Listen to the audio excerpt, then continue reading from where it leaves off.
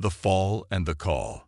The Helios colony hung like a jewel in the darkness, a blue-green planet with swirling white clouds orbiting a yellow star. For 73 years, the 15,000 human colonists had lived in peace, building their homes, growing their farms, and raising their children beneath alien skies.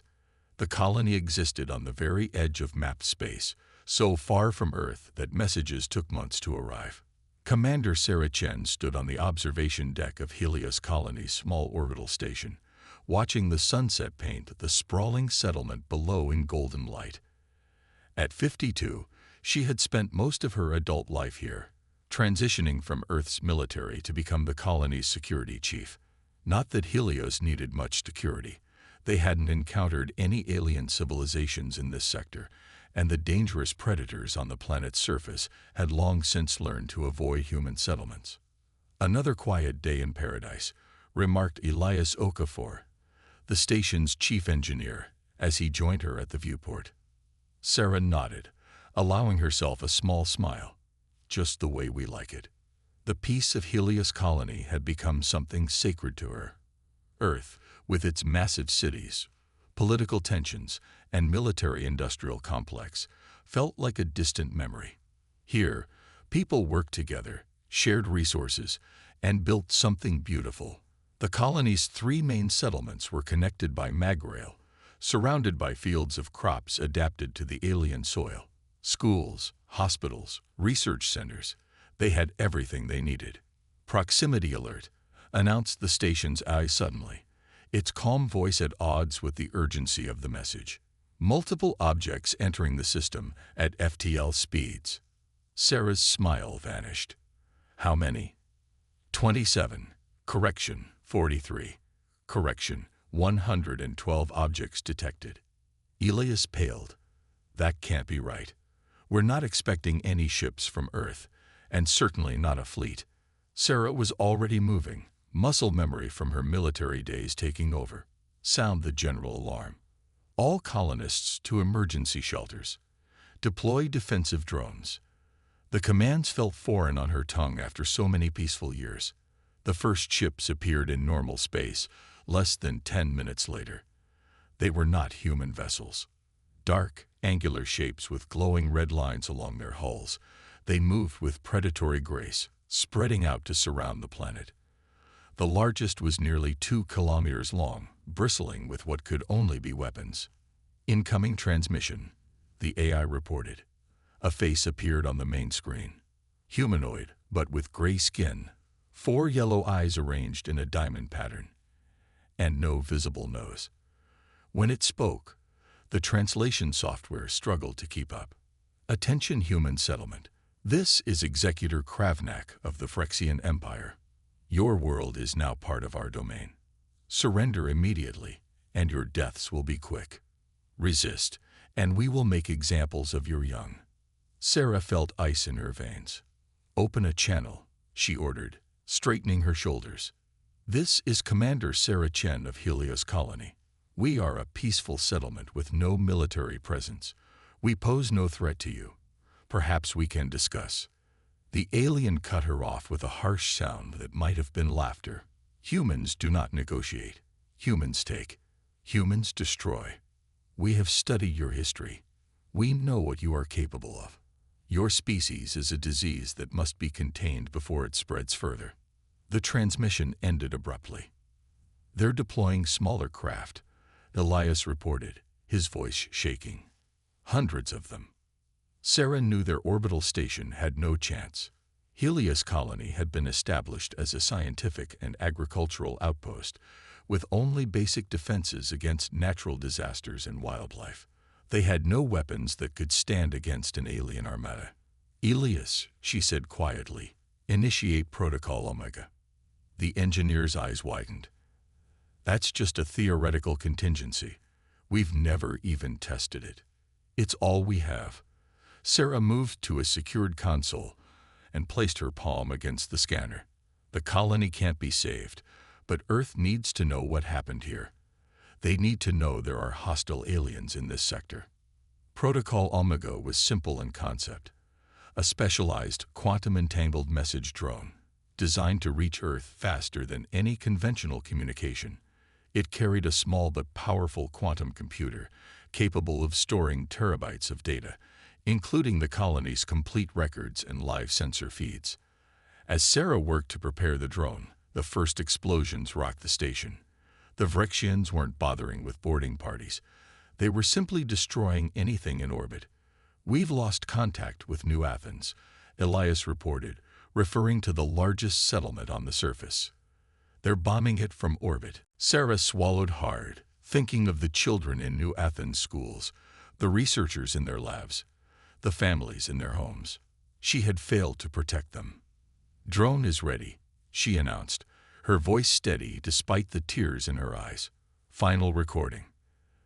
The camera focused on her face as Elias worked frantically to keep the station's systems online. "This is Commander Sarah Chen of Helios Colony. We are under attack by a species calling themselves the Vrexian Empire." She quickly summarized what they knew, which wasn't much. They came without warning. They refused negotiation. Her voice cracked as another explosion shook the station. "They're killing everyone. If anyone receives this message, please, Earth must know. And if Earth still has any fighting spirit left, the people of Helios Colony deserve to be avenged." She pressed her palm to the console one last time, and the drone shot away from the station, its quantum drive activating the moment it was clear. The last thing Sarah Chen saw before the station broke apart around her was the drone vanishing in a flash of blue light. Then darkness. The quantum-entangled message drone arrived at Earth's Proxima Centauri Gateway Station exactly 27 seconds later, having bypassed normal space entirely. Gateway Station's AI immediately flagged the incoming signal as Priority Alpha and routed it directly to Earth Defense Command headquarters beneath the Olympus Mons colony on Mars, where Director Admiral Helena Vostok was in the middle of her morning briefing. The holographic display in the center of the command room switched from fleet deployments to the recorded message from Helios Colony. The room fell silent as Sarah Chen's final words echoed through the space, followed by the sensor data showing the alien fleet and the destruction of the colony. Admiral Vostok stood motionless, her weathered face betraying no emotion as she watched the footage loop twice. She had never visited Helios Colony, but she knew its type: peaceful, optimistic, vulnerable. The kind of place that represented humanity's better nature. "How long would it take conventional forces to reach Helios?" she asked finally. Her tactical officer, Commander Jackson, consulted his display. "At maximum military speed, 7 weeks." "Admiral." "Too long." Vostok's voice was cold. "They'll be gone by then, and will have lost their trail." She walked slowly around the holographic display, studying the alien ships from all angles. "The Vrexians said they've studied our history. They believe they know what humans are capable of." A thin, dangerous smile crossed her face. "I think they've significantly underestimated us." The Admiral pressed her palm to a console, then leaned forward for retinal scanning. "Authorization. Vostok, Helena Irene." "Admiral, Earth Defense Command. Security clearance Ultra Black. Activate Protocol Thanatos." The room's lights dimmed as new security protocols engaged. Several officers exchanged worried glances. Protocol Thanatos was something most of them had only heard rumors about. A contingency plan so secret and so extreme that many believed it was just a myth. "Sir," Commander Jackson said carefully, "Protocol Thanatos requires presidential authorization." "Check your screens, Commander," Vostok replied calmly. "The authorization came through 30 seconds ago. The President has already been briefed." The main display changed, showing a 3-dimensional map of the solar system, but not as anyone in the room knew it. Scattered throughout the asteroid belt, hidden in Jupiter's Trojan points, concealed on the dark side of moons, and drifting in the Kuiper belt were hundreds of blinking red dots. "For 3 centuries, Admiral Vostok explained, Earth has maintained a shadow fleet, ships built in secret, powered down, and hidden throughout our system, not for exploration, not for defense, But for a day like today, when humanity faces an existential threat from beyond, the tactical officer's jaw had dropped. How many ships are we talking about, Admiral? 9,742 combat vessels, plus support craft. Vostok's eyes remained fixed on the display. The public knows about our standard navy, 400 ships, mostly exploration vessels with defensive capabilities. What you're seeing now is Earth's real strength. She turned to face her officers. We've maintained peace for centuries because we prepared for war. We built colonies like Helios to show the best of humanity, but we never forgot the lesson of our own bloody history. The strong can only afford to be peaceful if the violent fear them. Throughout the solar system, silent commands were being sent. In the darkness of space, massive engines that had lain dormant for decades began to power up. On Mars, Europa, Titan, and a dozen other settlements, retired military personnel received the call they had both dreaded and prepared for their entire lives. Earth was going to war. Admiral Vostok's voice cut through the stunned silence.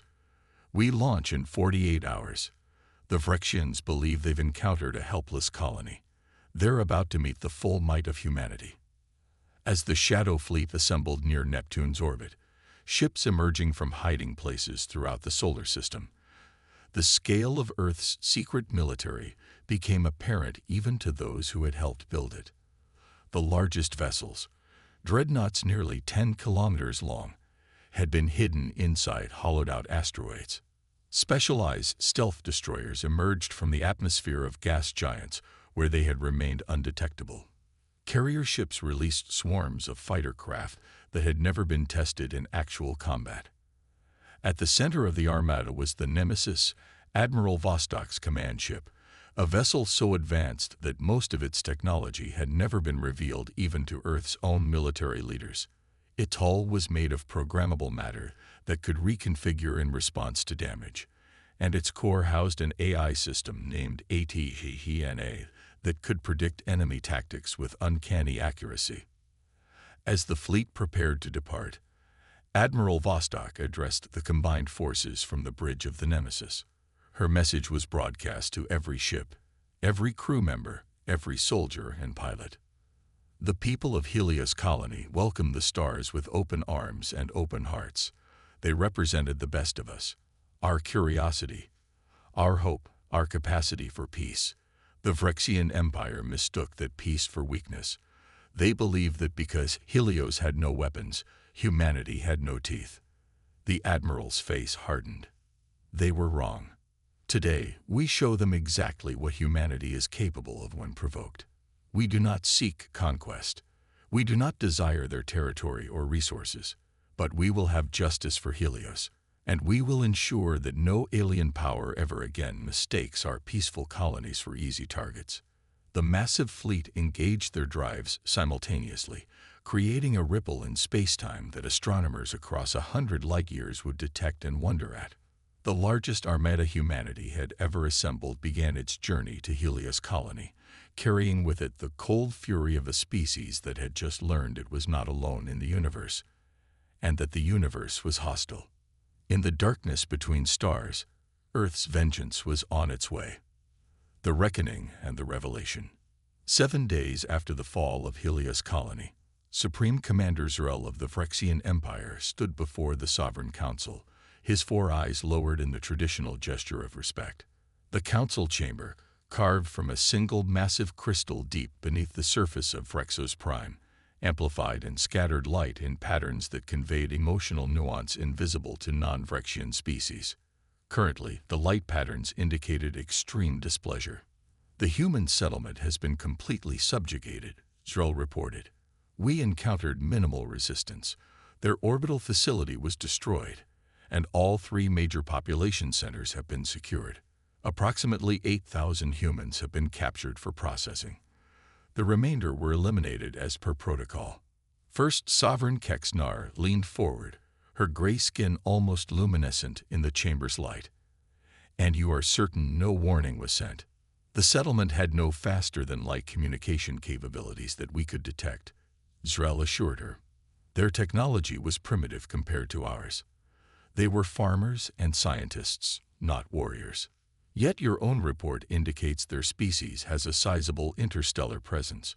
Third Sovereign Vremtak interjected. If their homeworld were to discover what happened. Earth is 17 light-years from Helios colony, Zrel said dismissively. By the time any conventional message reaches them, we will have thoroughly established our presence in the sector. Besides, our intelligence suggests that humans have been peaceful for centuries. Their military is ceremonial at best. The chamber's lights shifted to a pattern indicating skepticism. The prophecy of the ancestral mind was specific, Second Sovereign Mithnar said quietly. The beings with 5-digited appendages who walk on 2 legs will bring fire to the stars if provoked. We should have observed longer before acting. Zrel made a gesture of disagreement. With respect, Sovereign, the ancestral mind made those predictions 12,000 cycles ago. Modern analysis suggests it was merely experiencing degradation of its cognitive matrix. Humans are just another spacefaring species, nothing more. The discussion might have continued, but it was interrupted by the sudden appearance of a junior communications officer, who prostrated himself before entering the chamber, a serious breach of protocol. "Forgive the intrusion, Sovereigns," the officer gasped. "Long-range sensors have detected something approaching the Helios system." First Sovereign Kexnar's voice was dangerously calm. "Define something." "Ships, Sovereign. Thousands of them, moving at speeds our instruments can barely track." The officer's voice trembled. "They appear to be of human origin." The chamber's crystal walls flashed with patterns never before seen by anyone present, the light configuration for existential dread. "How?" Zrel demanded. "How could they possibly respond so quickly?" No one had an answer. The human fleet arrived at the edge of the Helios system exactly 2 weeks after the colony fell. Admiral Vostok stood on the bridge of the Nemesis, watching as ATGENA projected the tactical situation onto the main display. 17 Vrexian vessels in orbit around Helios, the AI reported, its feminine voice calm and clinical. Their largest ship appears to be a command vessel, approximately 2 kilometers in length. The others are support craft and troop transports. They have detected our approach and are assuming defensive positions. Vostok nodded. "And the colony?" "I detect life signs consistent with human physiology concentrated in 3 areas, likely detention centers." Athene paused. "Based on the number of signatures, I estimate approximately 8,000 survivors, half the colony's population." Vostok's expression didn't change, but her hands tightened on the railing before her. "Open a channel to the Vrexian command ship." The alien commander appeared on screen almost immediately. Unlike the executor who had threatened Sarah Chen, this Vrexian wore elaborate armor and had intricate patterns carved into his gray skin. "I am Supreme Commander Zrel of the Vrexian Empire," he announced, with no trace of surprise or fear. "You have entered sovereign Vrexian territory. Identify yourselves immediately." Vostok took a moment to study the alien before responding. "This is Admiral Helena Vostok of Earth Defense Command. You have attacked a peaceful human colony, murdered our people, and taken prisoners without provocation or declaration of war. In the name of humanity, I demand your immediate surrender." For a moment, Zrel seemed taken aback by the directness of her demand. Then all 4 of his eyes narrowed. "You are in no position to make demands, human. I count perhaps 50 ships in your fleet. We have established defensive positions and hold thousands of your people hostage. Retreat now, and perhaps the Sovereign Council will negotiate terms for their release." Vostok's smile was cold. Athene, disengage the fleet's stealth systems. Across the vastness of space, thousands of human warships suddenly appeared on Vrexian sensors. The Shadow Fleet had been there all along, hidden by technology the aliens had never encountered before. The expression on Zrel's face changed from confidence to horror in an instant. "I will say this once," Admiral Vostok continued. "Surrender your forces, release all human prisoners, and prepare to face justice for your actions, or be destroyed." You have 5 minutes to decide. The transmission cut off. On the bridge of his ship, Supreme Commander Zrel stood frozen in shock as his tactical officers frantically confirmed what their sensors were showing. 9,738 vessels, one reported, voice shaking. Most of them larger than our command ship. Weapons signatures unlike anything in our database. Impossible, Zrel whispered. How could they hide such a force? How could they respond so quickly? His second-in-command, Sub-Commander Vrek, approached cautiously. Your orders, Supreme Commander. Zrel stared at the tactical display, watching as the human fleet spread out, methodically cutting off every possible escape route. The sheer coordination of their movements spoke of military precision that the Vrexian Empire, for all its conquests, had never achieved. We fight, he decided finally. We still hold their people hostage. That gives us leverage. And perhaps if we destroy enough of their ships, they will reconsider their position. Unfortunately for the Vrexians, Admiral Vostok had anticipated this response.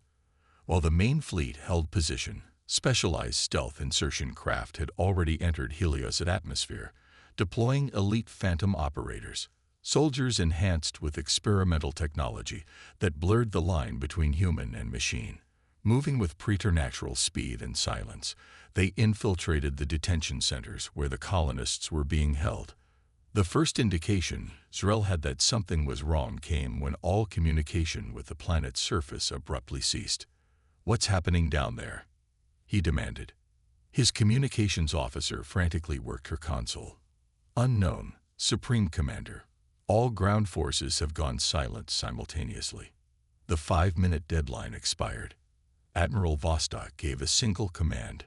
Begin. The human fleet moved with synchronized precision. Instead of a chaotic rush, they executed a maneuver that HFY had calculated would provide maximum efficiency with minimal risk to the Helios survivors, a three-dimensional encirclement pattern that military historians would later call the noose. The Vrexian ships, caught completely off guard by the humans' tactics, attempted to break formation and escape. None succeeded. What followed wasn't a battle so much as a systematic dismantling. The human vessels targeted the Vrexians' engines first, then weapons, then life support, leaving the aliens helpless but alive. Within 17 minutes, it was over. The entire Vrexian force had been neutralized without a single human casualty. On the surface of Helios, the Phantom operators had completed their mission with equal efficiency. Every Vrexian soldier had been captured or neutralized, and all human prisoners freed. Admiral Vostok opened another channel to Zrel's ship, where the Supreme Commander now stood amid the wreckage of his bridge, surrounded by the bodies of his officers. The colonists are secure, she informed him. Your ground forces have been defeated. Your fleet is destroyed. You have lost, Commander Zrel. And now you will answer for your crimes. Zrel's response was not what she expected. You don't understand, he said, his voice suddenly free of arrogance. We had no choice. They made us do it. Vostok's eyes narrowed. Explain. The Harbingers, Zrel said, his 4 eyes darting nervously, as if expecting to be overheard. They discovered your species decades ago. They've been studying you, analyzing your potential. They recognized what we didn't, that humans represent a unique threat. Who are the Harbingers? Vostok demanded. Not who. What? Zrel's voice dropped to a whisper. They exist between dimensions. They've guided the evolution of spacefaring species for millions of years, culling those that might one day challenge them. The Vrexian Empire was just their tool. Vostok exchanged a glance with her tactical officer. This sounded like desperate fiction, a last attempt to shift blame. But then HFY spoke. Admiral, I'm detecting an anomaly. Quantum fluctuations approximately 3 light minutes from our position. The main display shifted to show empty space, except it wasn't empty. The very fabric of reality seemed to be rippling, as if something massive was pressing against it from the other side. All ships, battle stations, Vostok ordered immediately. Full defensive posture. The ripple expanded, tore, and something emerged, a structure that human eyes struggled to comprehend. It was massive, perhaps 100 kilometers across, but its geometry seemed wrong somehow, as if parts of it extended into dimensions beyond the three humans could perceive. "We attack your colony because they demanded it," Zrel continued, his voice breaking. "They said humans had to be tested, that your response would determine whether your species lived or died. If you had sent a small force or waited too long to respond, they would have ordered us to attack Earth itself." A new presence appeared on all communication channels simultaneously, a voice that wasn't a voice, words that appeared directly in the mind of every human and fraction in the system. "Humanity, AASPASSEDTAA first trial." The message carried with it impressions of ancient intelligence, of power beyond comprehension, of curiosity and cold calculation in equal measure. "Your species shows unexpected potential. Your response is measured, efficient, and merciful. You have the right to face the next challenge." Admiral Vostok stood firm. "We do not recognize your authority to test us, and we will not participate in your games. You have caused the deaths of thousands of innocent people. Withdraw immediately or face the consequences." There was something like amusement in the mental response. "Brave, foolish, but bravery. The next trial begins now." The Harbinger structure pulsed with energy, and every system on every human ship briefly went dark. When they returned online seconds later, the tactical situation had changed dramatically. The destroyed Phyrexian ships were gone. Not just destroyed but erased, as if they had never existed. Supreme Commander Zrel and his surviving crew had vanished with them. In their place were new readings that ATGENA struggled to interpret. Multiple objects emerging from dimensional rifts, the AI reported. Configuration unknown. Composition unknown. Energy signatures beyond anything in our database. Admiral Vostok's expression remained calm, but her mind raced. The Harbingers had revealed themselves not because they feared humanity, but because they wanted to study them further. The attack on Helios colony, the arrival of Earth's fleet, it had all been part of their test. "Open a channel to all human ships," she ordered. When the connection was established, she spoke with quiet determination. "This is Admiral Vostok. We came here to avenge Helios colony and rescue its survivors. We've accomplished that mission, but now we face something beyond our experience, a species that views sentient beings as lab specimens and galaxies as their playground." She paused, looking at the impossible structure hovering in space before them. "I don't know if we can defeat them. I don't know if anyone can. But I know this: humanity does not submit to tyrants, whether they walk on two legs or exist between dimensions. We will not be their test subjects. We will not play their games. We will stand and fight, not just for ourselves, but for every species they've manipulated and destroyed." Across the fleet, 97,000 men and women prepared for battle against an enemy they couldn't fully comprehend. On the surface of Helios, Sarah Chen, who had survived by taking refuge in an emergency escape pod, looked up at the sky where flashes of light marked the beginning of a war unlike any humanity had ever fought before. The Harbingers had studied human history, human technology, human biology. But they had failed to understand human determination. They had calculated everything except the one factor that couldn't be measured: the human spirit.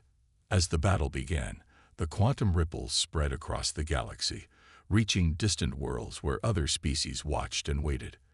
For the first time in millions of years, the Harbinger's absolute dominion was being challenged. And humanity, the species from a small blue planet that had nearly destroyed itself countless times throughout its bloody history, stood at the center of a conflict that would determine the fate of all sentient life in the galaxy. The universe would never be the same.